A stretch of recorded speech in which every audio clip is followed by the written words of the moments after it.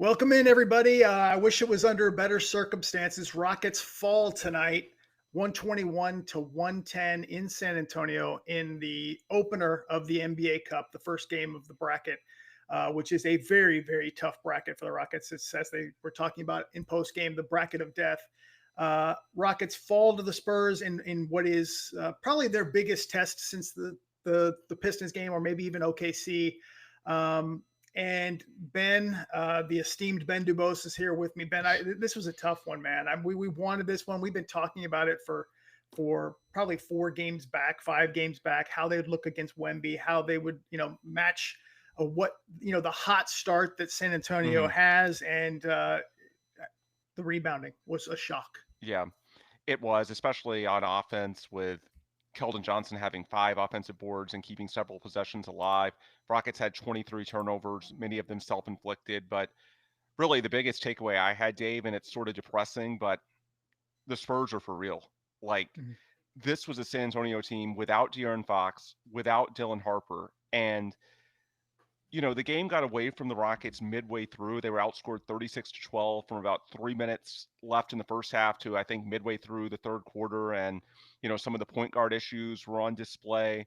But down the stretch of the game, the Rockets really worked. I thought Alperen Sengun in particular, late in the third, early in the fourth quarter, did some big things. Like, his motor was on high. He did get into foul trouble, but when he was out there, he made some things happen. KD, even with the 8 turnovers, there was a stretch where he caught fire in the second half, and the Rockets got back within 103 to 100 with like 7 minutes left, and it felt like, okay, this is one of those games, each team's going to make their runs, and then you're the Rockets with Kevin Durant. The Spurs, they don't even have a point guard. Now, I know the Rockets don't, but neither did the Spurs tonight, and so in theory, that should offset. You have Kevin Durant, you have Alperen Sengun. I know they have Wemby, but you have at least 2 top shelf playmakers, and what I was thinking midway through the fourth quarter was that the Rockets, with their experience and their additional playmaking, should be able to figure this out. But down the stretch of that game, the Spurs got basically every shot they wanted. Like, Harrison Barnes, it was ridiculous how many open threes he was getting, made 6 on the night. So many throughout the game were just wide open looks from the corners. And yeah, the Spurs made a lot of threes at volume, but they were good looks. They were in rhythm. Wemby deserves a lot of credit, obviously, for the attention that he draws. He's improved as a passer throughout his career. But for the Spurs to do that without Dylan Harper, without De'Aaron Fox, down the stretch against the Rockets, like, as tough as the Western Conference is, and, I'm not going to blow one game out of proportion. Like, there's a lot of things the Rockets can clean up. But we knew, in terms of the ultimate goal of contending for a title this year, the Thunder are going nowhere. The Denver Nuggets should be really good. To me, the San Antonio Spurs made a statement tonight that, barring a Wemby injury, they're going to be relevant. Like, this is not a team that started 5-0 and is going to fade back to the pack. No, I was just so impressed. And, the Rockets are going to focus on all the things that they can control. Ime Udoka in his post-game press conference talked about, getting out hustled and the Spurs out toughed them. But I also think they just got out executed. Like, when it mattered in the half court, the Rockets defense was just slashed, and it looked nothing like the top 5 defense we saw a year ago. Absolutely. You posted some comments on the screen about the zone, and that didn't help. But at the same time, I feel like, what is Ime going to do until they get Dorian Finney-Smith back? Because without DFS, without Fred VanVleet, like, it's tough for them to run a conventional lineup with 5 players that are going to be good enough offensively. They can run 5 good defenders, but they're not going to be good enough offensively. And so if you go with the types of guys that will give you a chance to score, then there's going to be a trade-off. And so without Fred, without DFS, it's just, they went a little bit too much zone for my liking. Reed got exposed in a couple of possessions late, although he was great for the game overall. Steven Adams, it was not his best game. But I just come out of it thinking, like, what else could Ime realistically have done? They didn't have the horses, and the Spurs just exposed them down the stretch. To me, that's the biggest takeaway. Like, I know the middle of the game was frustrating, but the Rockets fought back. It was anybody's game midway through the fourth quarter, and then the Spurs just sliced and diced them down the stretch of that game. Yeah, definitely some things that stick out to me about this game. Rebounding was such a key part. Keldon Johnson couldn't keep him off the offensive glass. Stephon Castle got 2 big offensive rebounds in the fourth quarter, and the second chance points, they got destroyed there, 33-21. Ime Udoka talked after the game. By the way, he looked stone-faced. Yeah. He looked angry. They asked him point blank if, Sengun got into foul trouble in the third quarter, picked up his fourth foul, I think midway through the third, sat out for a good stretch as a result. And they asked him if that, how much that took him out of what he wanted to do offensively. And he just looked stone cold and was like, it didn't. And that's the silence afterwards. And it's like, he's not happy. I think obviously you hoped to have that upgrade with KD, and he obviously is offensively. And you came into this game with the number one offense. It has worked extremely well. Defensively, you've improved over the last few games. You've moved up, but Ime Udoka's calling card is defense. Yeah. And for some of those wide open threes, staggering. Champagne or Barnes, there was that one play in the fourth quarter. And, part of this is also Reed Sheppard being a little bit inexperienced. Reed Sheppard was terrific tonight. I'm not picking on him. I'm just saying there was a play, I think, where both Reed and Sengun went after the ball handler, and Barnes got the pass, was so wide open. He did basically a James Harden on Wesley Johnson type of thing where he just was going to shoot it. And he's like, wait, no, stop. I'm going to reposition. I'm going to set. And he just took all day, drained it. And it just really, to me, was kind of a little bit embarrassing to the point where you're like, if they're giving up these open threes, teams are going to be able to knock these down. And if you match the physicality of the Rockets, Rockets have been terrific from three, but they're not shooting high volume of them. They're going with KD in mid-range. They're going with Sengun in the post, a man on cuts. They're trying to beat you with a lot of twos and lower volume threes. So if a team matches your rebounding, and as far as the Rockets are concerned, and shoots effectively from three, they're going to beat the Rockets. Yeah, and tonight you look at the three-point discrepancy. The Spurs made 18 to the Rockets 13, even though the Rockets shot well. Look, if you give up 40% on threes to a team that gets off 45 of them, and it wasn't like the Rockets made bad shoot. No, I mean, Barnes and Champagne had 6 apiece. Devin Vassell had 4, so that's 14 between those three guys. Like, those three starters for the Spurs outshot the entire Rockets team in terms of made threes. And so I'm right there with you in terms of watching Ime postgame. I thought, like, this has to really sting for him because we know what his identity is as a coach. And for all that team's flaws last year, they did reflect his identity.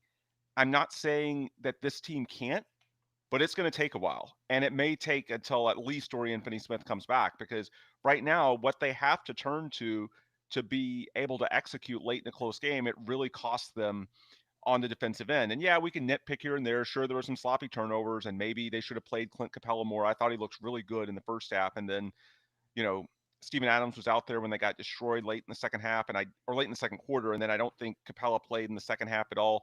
Like, there's little things you can question like that.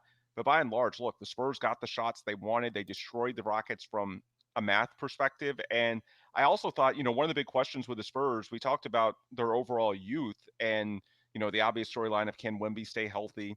They have a relatively unproven coach in Mitch Johnson. I thought he looked tremendous tonight. Down the stretch of that game, especially coming out of timeouts, the Spurs looked very composed. Quite frankly, they looked a lot more composed than the Rockets did. Like, I do agree, like, the narrative that Stan Van Gundy was pushing on the Prime broadcast about the Rockets not having a point guard. I mean, there's some truth in that, although Reed did play really well. Now, the question becomes, when Reed is in, is he going to get targeted defensively, which he was down the stretch of that game a little bit. But I also thought a lot of the turnovers, it wasn't like the Rockets couldn't handle the ball and were just getting picked in the half court or in the back court, excuse me. No, it was in the half court that they were just making, poor reads, poor decisions. I saw so many possessions, especially in the first half, where, Amen Thompson and KD would leave their feet and turn the ball over because they left their feet without a clear plan. And I think a lot of games, there'd be, an outlet valve that they could turn to, but that wasn't there with Wemby. So when the primary read wasn't available, and then you don't have that big you can kick it to as a security blanket, because when Wemby's 7'5", excuse me, I mean, it just gets really difficult. And, could some of that be improved if you had Fred VanVleet out there? Of course. But at the same time, it's like, look, man, you're going to get the ball to Kevin Durant, and he's going to draw doubles because he's Kevin Durant. He needs to just be smarter. Amen Thompson has drawn praise. Look at what Steve Nash said about him pregame, one of the best point guards in NBA history. Look at what Jason Kidd said the other night. I thought he was disappointing tonight, making plays going towards the basket. Like, a point guard would help, but some of this is just the guys they have need to be better and weren't. And, some of it's on the personnel. Guys need to play better. I also thought, the Rockets didn't look as prepared as the Spurs were. And that's another thing. Like, it's not me saying I have anything, negative to say about Mitch Johnson. He's just so unproven that the obvious question is, hey, can a team with a relatively novice coach compete at the highest level? I don't know. It's one game out of 82. There's no reason to act like this is representative, but it's just one of many areas that the Spurs looked very, very legit, and the Rockets took yet another close loss to a good team. Yeah, and I gotta say, it really was. I don't want to say it was a tale of two halves because it really started late in the second quarter, but the Rockets were roughing up, I thought, the Spurs, playing them Yeah. quite well. Rockets built the lead. I think it might have got to 11. They were at least up by 10. And kind of felt in control. They sure enough put Josh Okogie on Wemby to start the game. We talked about that and kind of thought that would be the case. And he was very effective. Wemby at one point, I think by early third quarter, was minus 18 when he was on the court, which is staggering because he's been, the key to their defense, like something like a 20-point swing in defensive net rating for the Spurs when he's on the floor. But it was the total opposite. But the Rockets had a double-digit lead, closed the quarter. The Spurs did the second quarter, the half 12-0 run, which was really disappointing. And then it just continued into the early third quarter. KD, I'm just going to name a few different things. Obviously, the 8 turnovers. Jabari was probably the only guy rebounding, but at the same time, did not have a good game, was minus 19 in his 26 minutes. I know he didn't play the fourth. I don't think we saw him. Yeah. I have to go He back had a and couple check. of shots in the third quarter he should have made, and it just felt like it wasn't his night. It wasn't. 2 for 6 from the field. Sengun definitely stepped up later in the game. I think he might have had 17 of his 25. Maybe it was 19, but I think it was 19 of his 25 in the second half. He did help the Rockets get to within 3 before the Spurs pulled away. I'm just going to say this about Sengun. We gave him so much praise after that OKC game because he had made that leap from 3-point range. 5 of 8 in that game was awesome. And I was just like, wow, this changes my view of Sengun. A game like this where Wemby's sagging off of him and he's got that shot. He took 6 tonight. He's 1 for 6 overall. He hit 1 at the end of the third quarter. He's now 5 of 19 from 3 since that game. Got to see this be a real thing and not slip back into what, if he wants to be up there with, past Sabonis and up towards Jokic, he's got to add a 3-point shot, a good one. Agreed. They can't leave him open. He had some good moments, but overall, just not his most efficient night. And of course, 4 for 12 from the field. Let's talk about one really good silver lining, and that was Reed Sheppard. I apologize. I had all the clips together. I've had some technical difficulties. I don't have them to play. But boy, in the first half, my mind was blown. Wemby was, like I said, I think at halftime or something like that, negative 17. Reed was leading the Rockets at plus 13 when he was on the floor and making good plays. If you want to see what the vision is for Reed Sheppard, watch this game. Defensively, sure, there's a few things that have come up, and they're not going away. They're going to have to get better. But his offense tonight was terrific. And so he showed you a little bit of the vision of what this guy could be. And that's on the heels of the last game where he was pretty darn good. So hopefully this is the start of something on the upswing for Reed Sheppard. Yeah, I was sort of blown away by, I'm trying to call it up right now, but the San Antonio Express News columnist he posted during the game, Mike Finger, Reed Sheppard lost track of Steph Castle on 2 big possessions in a row. And I'm sure whoever is in charge of Houston's drafts feels great about that. I mean, that's true. He did lose him on 2 possessions, but Reed Sheppard was the only reason why the Rockets weren't blown out in this game. Without him, it's probably not even close. So, Steph Castle has definitely been a better player overall in terms of a little over a year into their NBA careers to this point. That's completely fair to say, but as we've discussed before, there's also some wildly different circumstances here. As far as tonight's game, yeah, I don't think that should be anywhere near, or it shouldn't be a storyline at all, really. Because Reed, even with some of the lowlights late in the game where he got picked on the balance, he was the only reason why the Rockets were competitive. And this is why, The Yeah. Rockets, even with, we've talked about how to this point in the season of the 9 rotation players, he had the lowest net rating. Now, that's not going to be the case in tonight's box, where I think he was +8 in his minutes.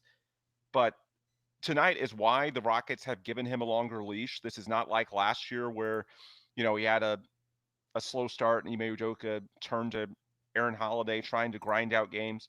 No, like they have no choice but to play him. Even if the results aren't that great in a given game, he can do some things that no one else on this roster, especially without Fred VanVleet, can do. So if you want to get the best version of the Rockets by April and May, you need the version of Reed Sheppard that you had tonight, at least offensively. Then hopefully defensively he improves between now and then. But the only way he's going to get better defensively and the only way he's going to stay confident enough to keep shooting the way he did tonight is if he plays. And so I think, tonight's the kind of game that you file away throughout the year when if it's a game where Reed's missing his threes and he's getting picked on a little bit, it becomes easy to say, why don't they give Aaron Holiday a look?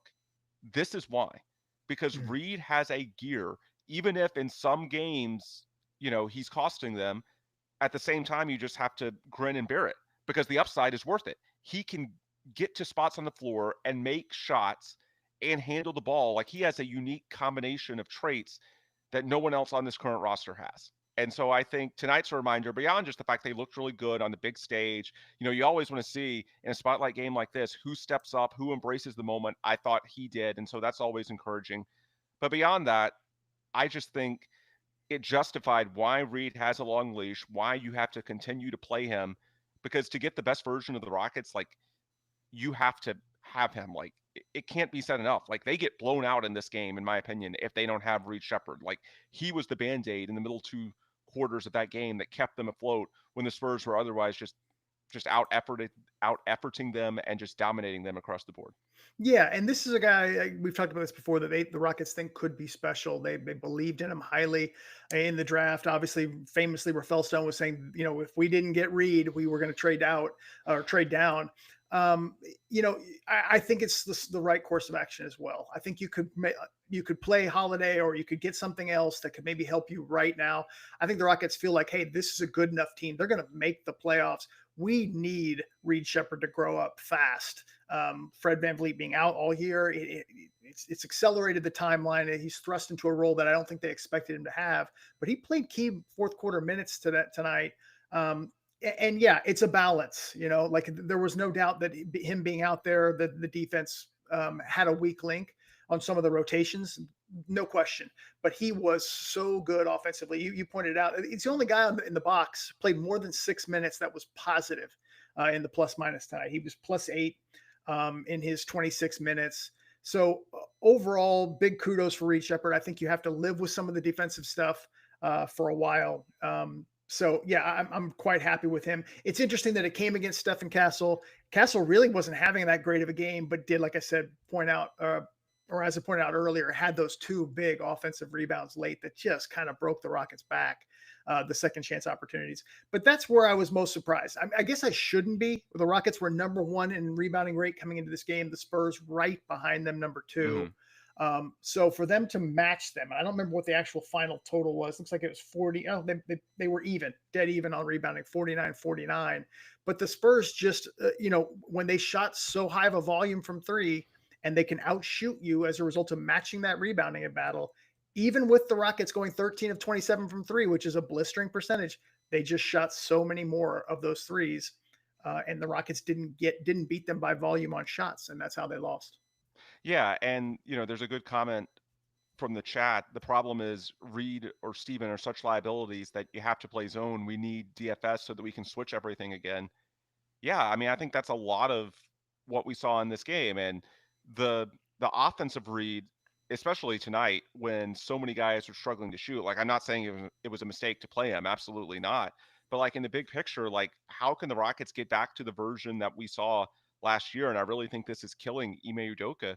I mean, a lot of his personnel, because if you accept that premise, and I think there's a lot of truth in it, that you're giving up a lot defensively and there's clear areas to target if it's either Reed or the double big and sometimes both, then you've basically, amongst the 9 consistent rotation players, you only have 6 guys you can trust. the 5 starters, and Tari Eason. And so you look at the shooting tonight. You mentioned Jabari was 2 of 6. Sengun and KD were okay, but both were below 50%. Mhm. Amen was just 4 of 12. Josh Okogie, he did go 4 of 7, but no one's going to say Josh Okogie is an offensive creator. And if you need him to be, something's going wrong. Tari Eason, he was good off the bench, made 3 of 4 threes, 4 of 6 overall. But the point is, you only have 6 guys. So until Dorian Finney-Smith comes back, if you're in a spot where it's difficult to play Reed or the double big, then there's only so many guys that you can turn to unless you want to, throw in Jayshawn Tate or Aaron Holiday off the scrap heap, something like that. So I think a lot of it's just personnel. Like the Rockets just sort of made the choice, and it's hard to argue with them. Like when we saw, because most of what happened, like, when they saw the 11-point lead go away with that 12-0 run at the end of the first half, and then the start of the third quarter, like basically like a 20-point swing in about 9 game minutes. Well, most of it was without Reed Sheppard. So I do buy into the premise that defensive warts and all, you had to ride with Reed tonight. But in general, in terms of how do you fix the defense, I mean, at least against very good teams, I don't know that you can. Now when you're playing some one-dimensional teams, which, the Rockets have in recent games, then you can sort of, funnel it to weaker guys and try to mitigate and hide your weak spots. But against good teams, there's not a clear answer, at least until you get Dorian Finney-Smith back. It's just you're sort of damned if you do, damned if you don't. And it's hard for me to say that, they would have been better if they had stuck to, the 6 true, what you would call two-way guys. If anything, you might have been worse based on how bad the offense was at stretches tonight. Yeah, and Rockets really don't have much time to rest here. They're on the road. They go to Milwaukee. They play Sunday afternoon. I got to give a mention to Tari Eason again because it's still eye-popping to me. Ben, I know we talked about this last game, but 3 of 4 from 3 tonight. I believe that's his 5th game. Tari Eason, his 5th game this year already through what is this? This was the 8th game, I believe. Yeah. 8th game where he's hit 3 or more triples. And insanely efficient. He's got to be pushing 60% after tonight from 3 so far. There will be regression to the mean, just flat out. He's not Steph Curry times 2, but I mean, he looks amazing. Could this guy shoot 40% from 3 this year? That would be fantastic given what his defense is. And, obviously bet on himself. He's looking like a great bet for him so far. Although, go ahead. We do need to mention with Tari, he only had 2 rebounds, and he was the guy that was victimized by Keldon Johnson several times on those second chance possessions. And really, I thought overall, maybe it's early in the season, but the Rockets, for whatever reason, looked not as athletic across the board as the Spurs. You mentioned the rebounding overall was a draw, which is a little bit disappointing for the Rockets team that, was tops in the league going in. But KD had 1 rebound. Josh Okogie had 3. Tari Eason had 2. Reed Sheppard had 0. Now, the latter is completely understandable because Reed's the smallest guy on the floor. But the other 3, between Tari, Okogie, and KD combining for just 6 rebounds, I mean, that's a problem. When those are the types of, in theory, you say those are two-way players. Like we discussed a couple of minutes ago, the merits of, playing Reed or the double vig versus the trade-off when you go double big with what you give up in 3-point volume. Well, if you go the two-way route, then you need to be able to rebound better than that. Or even if you do get the first stop, then other teams are going to do what Keldon Johnson did tonight. And so that's another thing. It's a little thing. Hopefully, Tari's been a good rebounder in the past, so I'm inclined to believe that for whatever reason, just an off night, but it was harmful. I'll just say that. Yeah, it all around frustrating. It gives you a little bit of concern about the Rockets in the playoffs. Not saying that they can't succeed. There's a long time to go before we get there, but they've faced 3 really physical teams that have kind of, I guess you should say, matched the Rockets' physicality. I'd say they're 0-3 in those games. The one good news is I believe the Raptors won tonight, which means the Rockets do have 1 win this season against an above 500 team. Now. You did it. Yes. And, let's see how this goes from here. There are going to be some tougher matchups. You've got Orlando on the schedule coming up. You've got Cleveland coming up. You've got Milwaukee on Sunday. Anything you're looking for in that game, because you do have Giannis. against Sengun, I guess we'll say. And Giannis is a guy who, was talked about in the summer as possibly being a Rocket target. That didn't even happen because he didn't even pursue a trade. What are you looking for in that particular matchup on Sunday? Yeah, I mean, Milwaukee's a team that has a lot of length and athleticism. Obviously, Giannis and Miles Turner on the front line. I'm looking at their stats from tonight. They beat the Bulls, who were off to a good start, and they routed the Bulls tonight, 126 to 110. They had 53 rebounds. And so that's just a little thing.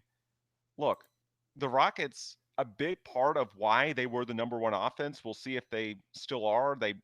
I suspect they might slip because the advantage was getting sliced a little bit in recent games, and this was not a great one, especially in the half court. So it might be 2 or 3 after tonight. We'll have to see when the ratings update.